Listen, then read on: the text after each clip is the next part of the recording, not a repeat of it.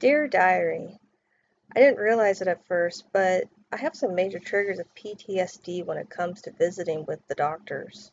Just the thought of sitting in the office waiting for whatever next bad news or any news has my stomach in knots.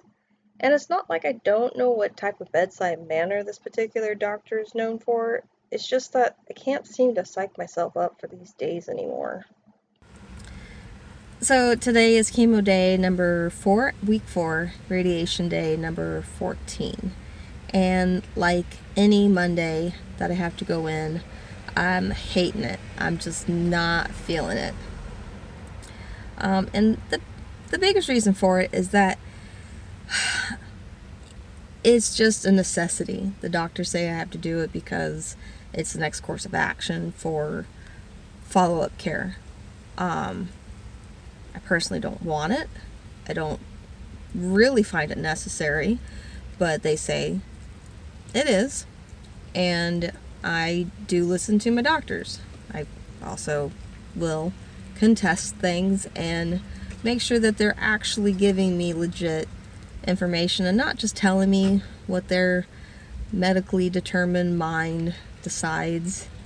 And the biggest reason for that is because the doctor that I have, this is the second doctor, because I fired my first one for oncology, has told me twice in my life that I'm killing myself and I'm going to die.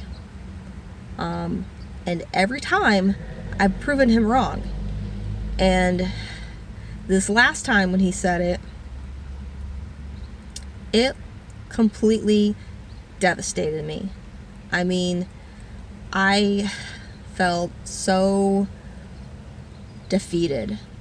And if you saw my video from before, I was talking about how I tried to invest all this time in my life to get a degree in broadcast journalism, and I finally did. And then turns out a month and a half before graduation, I'm diagnosed with recurrence. So that was a really hard hit to me, emotionally and of course physically.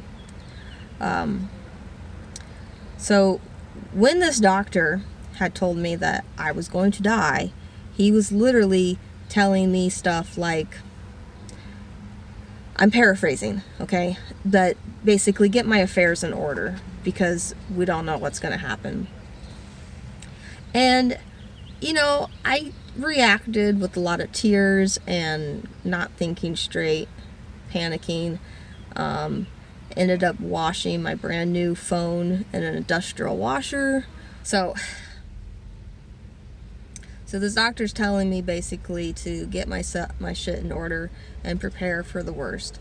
And I'm freaking out, not able to concentrate and think straight because I'm really affected by it like anyone would be.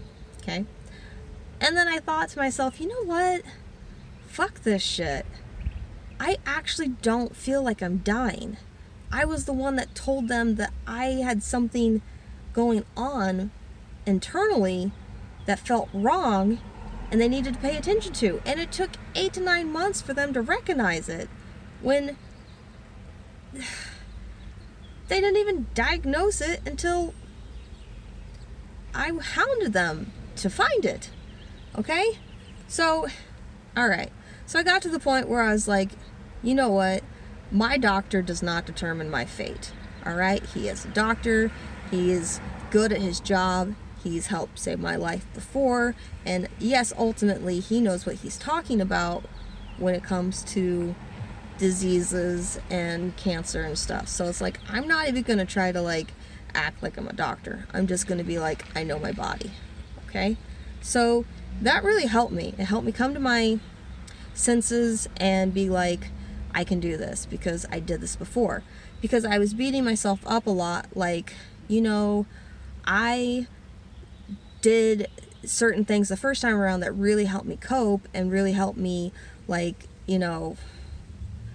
push through it. And why the fuck can't I get it straight this time? What's different? What's changed? Same information, essentially, same body, same person. It's not like I'm not that same person anymore. But it's like when my circumstances and my outcome changed so, like, flip a switch on you kind of way, I guess I don't know. I don't know if I gave up for a moment or if I was just so discouraged that it's like it shocked me. So, trying not to shake this. I'm trying to adjust my hands. Because I have a little bit of neuropathy. I don't have a whole lot, but like my hands will cramp up a lot. So, especially on days from chemo. And today was chemo day. I mentioned that before. Okay, anyway, so I guess what I'm saying in a nutshell, because I'm trying to keep this short, is that I finally came to the point where I was like, you know, I still have the same desires. I still want to live. That's not changed. The goals are still the same. Some of them have been checked off and accomplished. Some of them are still yet to be done. And I was like, okay, I can do this. And I think that's why I hate going to chemo so much, because it just feels like a necessity for what I have to do rather than what I want to do. And I'm sure we all know that we hate having to do things that we don't want to do, especially when it feels inconvenient or annoying. So, here is the cherry to the top of the icing. This doctor, same doctor, who told me I was killing myself and I'm gonna die, the day after the surgery, December 31st, 2019, so it was my surgery, so January 1st, 2020, comes into my room and says, "It was the most perfect surgery ever. It was beautiful. It was everything you could have asked for, and you're not gonna die. I was wrong." Motherfucker, you think? Okay. So, now, the only day that he's in office at this building where I get treatment at is on Mondays. And I don't really want to visit with him, but today I was supposed to. And I had so much anxiety leading up to it because, like, I really don't want to talk to this guy more than I have to.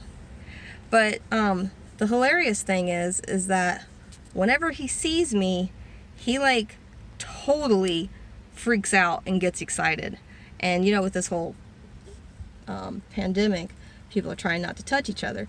Well, he reaches out and touches my hands and, like, gets so excited and says, "Oh, I love you so much. I just so glad to see you. So happy to see you." And I'm like, "I bet you are, because every time you see me, I shock the shit out of you because I lived to meet the odds both times."